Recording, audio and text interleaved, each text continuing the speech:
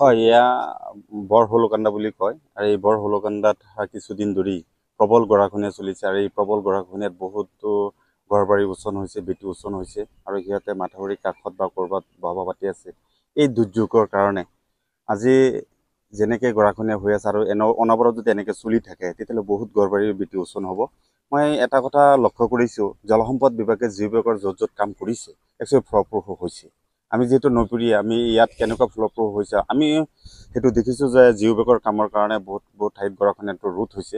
কিন্তু এই এটা আচৰিত কথা যে মৰিগাঁও জলসম্পদ বিভাগে এই বৰ হলুকাণ্ডা ঠাইখিনিত এতিয়ালৈকে কোনো ধৰণৰ পদক্ষেপ গ্ৰহণ কৰা নাই।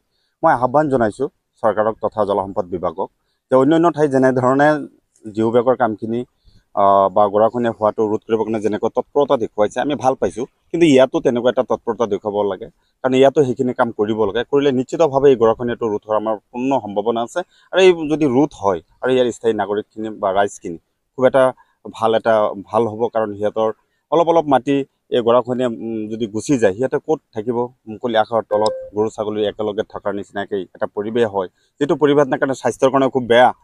সেই বস্তুটোৰ লক্ষ্য কৰি আজি বৰ হলুকাণ্ডাৰ পৰা মই এটা কথাই মৰিগাঁও জলসম্পদ বিভাগ বা জলসম্পদ মন্ত্ৰীগৰাকীক মই আহ্বান জনাইছোঁ যে অতি সোনকালে কম সময়ৰ ভিতৰতেই এই বৰ হলুকাণ্ডা ঠাইখিনিত যেনেধৰণে গৰাখহনীয়া হৈছে যদি এনেধৰণে হৈ থাকে তেতিয়াহ'লে অলপ কিছুদিনৰ ভিতৰতে মাথাউৰিখন লগ পাব আৰু মাথাউৰি যদি লগ পায় তেতিয়াহ'লে এক ভয়ংকৰ পৰিস্থিতি হ'ব। আৰু সেই ভয়ংকৰ পৰিস্থিতি হোৱাৰ আগতেই যাতে আমাৰ এই গৰাখহনীয়াটো ৰোধ হয় বা প্ৰবল গৰাখহনীয়া যিটো আছে যাতে জিঅ' বেগ দি পেলাই বন্ধ কৰাৰ এটা পৰিকল্পনা গ্ৰহণ কৰে। তাৰ কাৰণে আজি এই স্থায়ী নাগৰিক হিচাপে মই জলসম্পদ বিভাগ মৰিগাঁও, মন্ত্ৰী জলসম্পদ বিভাগ আৰু বিভাগীয় কৰ্তৃপক্ষসকলক ৰিকুৱেষ্ট কৰিছোঁ যাতে অতি কম সময়ৰ ভিতৰত এই গৰাখহনীয়া ৰোধ কৰিবৰ কাৰণে প্ৰচেষ্টা হাতত লয়।